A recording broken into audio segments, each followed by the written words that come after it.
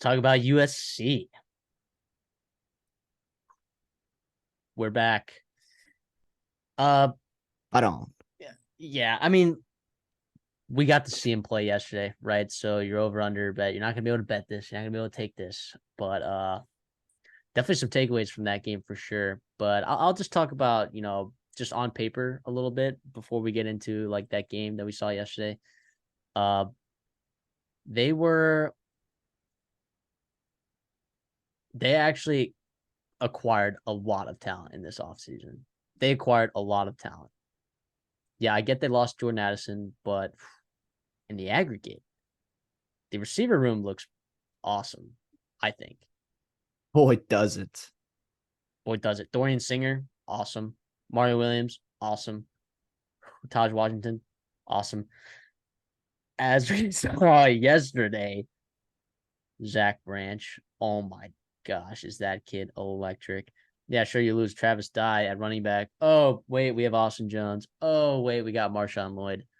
I mean, come on. They got some good transfers on the offensive line, too. So you lost some guys on the offensive line, but in the aggregate, it still might be fine. I don't think Caleb Williams needs much.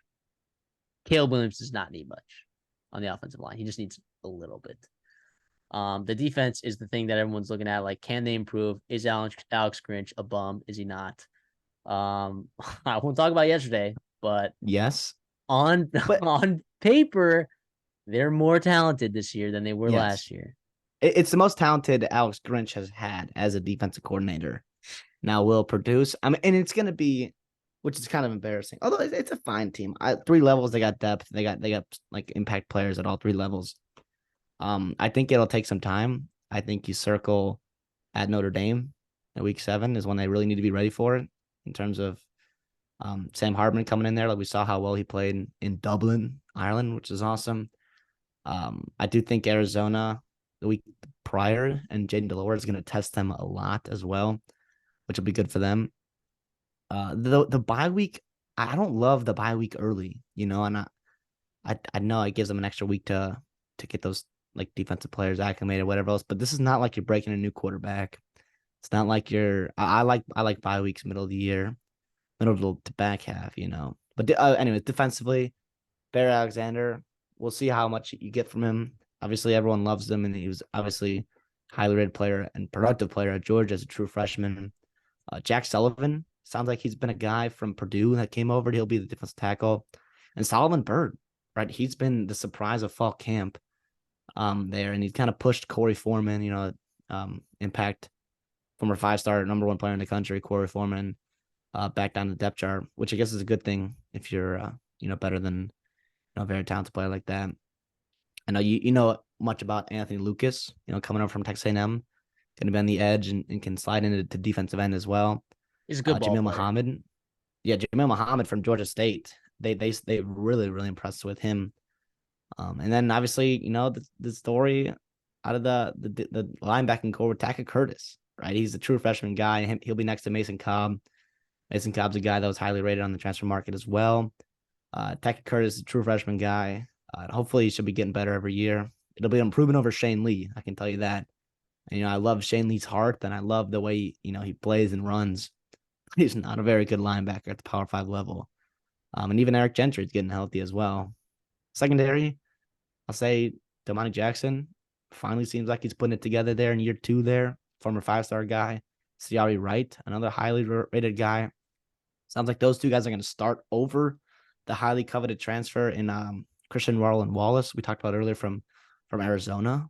He's pretty darn good, but he'll come off the bench. He can play outside corner, he can play inside corner as well. At nickel with Jalen Smith being there, him and Christian Roland Wallace will rotate a little bit. And then Kalen Bullock is awesome, right? He's a real, real good player. Probably their best defensive player returning on the team. And then Max Williams and Preston Shaw, are serviceable safeties. On paper, like you said, it looks like a solid defense. That's going to be the question all year. Can they step up defensively? Can they stop the run? Right? Can they get off the field on 3rd and 4th down like they didn't do last year? And then, can they stop the run? I don't know. I think I hope they do, because if they don't, it'd be a waste of Caleb Williams for sure, because he's so talented. And I want to see him in the college football playoffs, and I want to see him being able to compete against your Georgias, your Alabamas, Michigans, Ohio States. because I think that'd be awesome. And that's their potential this year. I mean, yes, their over on win total is 10, which is pretty damn high. But I mean, the ceiling is 12-0, 14, 15-0 in a national championship. Are they ready quite yet? I don't know. But if the defense improves like we think it's gonna, or like it should, you got to be pretty optimistic about this team. Yeah, the reason I don't take the over 10, right? And I just think it's a good line to push for me. I'm not gonna take the over, not taking the under. Or I don't lean either way. It's mostly because like defensively last year, yeah, they weren't great last year, but also they benefited a lot from turnover luck, like a lot. So if that regresses at all, yeah, they could have a better defense, maybe like marginally, with Alex Grinch there. Who, yikes.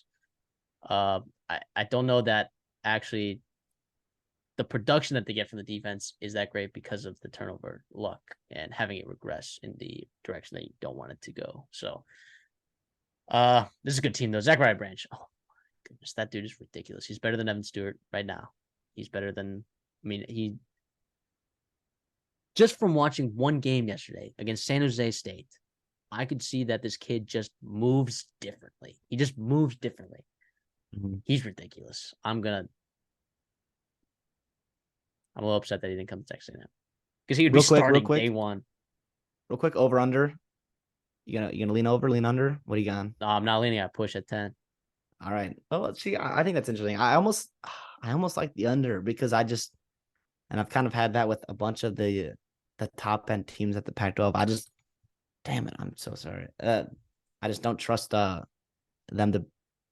to win all the games, like those top 4 games, and then USC also does play at Notre Dame in the middle of the year, which will be a good test for sure. It's at plus 100, right, for the over,